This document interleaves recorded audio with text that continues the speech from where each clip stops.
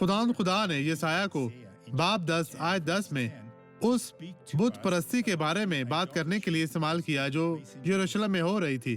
اس نے اس طرح کہا، جس طرح میرے ہاتھ نے بتوں کی مملکتیں حاصل کی، جن کی کھودی ہوئی مورتیں یروشلم اور سامریہ کی مورتوں سے کہیں بہتر تھی۔ وہ دمشق کی بات کر رہا تھا، وہ مشرق وسطیٰ کے دوسرے حصوں کی بات کرتا ہے جسے اس نے شکست دی۔ پیارے بھائیو، خدا آپ کو نعمتیں دینے کے لیے طاقتور ہے، لیکن آپ کی زندگی میں کوئی لعنتی چیز نہیں ہو سکتی، کیونکہ اگر آپ ایسا کرتے ہیں تو وہ آپ کے حق میں کام نہیں کر سکے گا، لیکن وہ کام کرنا چاہتا ہے۔ خدا کے لیے دل اس کی حضوری میں کھولے اور برکت پائیں۔ خدا کام کرے گا، ایمان رکھیں اور اپنی برکت پائیں۔ وہ کہتا ہے آپ خدا کا جلال دیکھیں گے، ایمان رکھیں اور وہ آپ کو برکت دے گا۔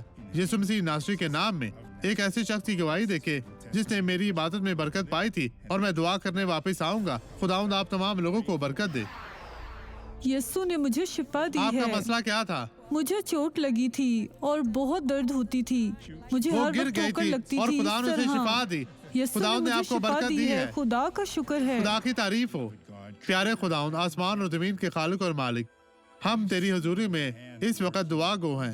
پیارے خداوند، میں ان تمام لوگوں کے لیے دعا گو ہوں جو تیری مدد کے محتاج ہے۔